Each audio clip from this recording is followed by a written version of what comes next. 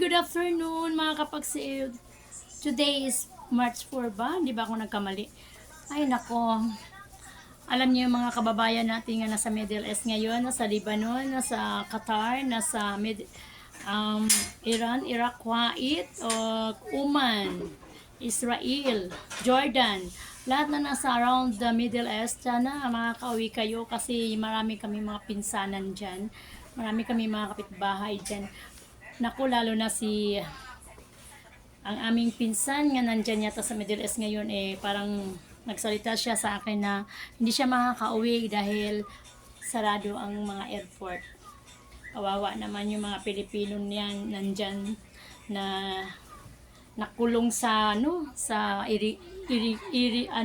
girian nilang ilang bansa dyan ngayon tulad ng US at saka Israel versus Iran, 'di ba? Ang hirap, 'di ba?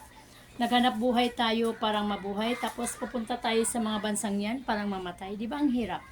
Kaya mga kababayan natin, kung kaya niyo umuwi, humingi tayo ng tulong sa ating embahada para makakauwi kayo dito sa Pilipinas kasi ang hirap talaga sobra.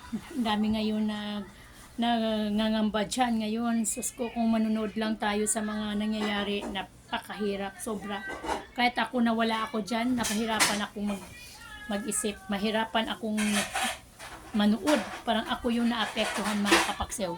Kaya sana mga kapaksew, matulungan ng ating Pangulo ang lahat ng mga Pilipino dyan sa malapit sa may kaguluhan sa ibang bansa.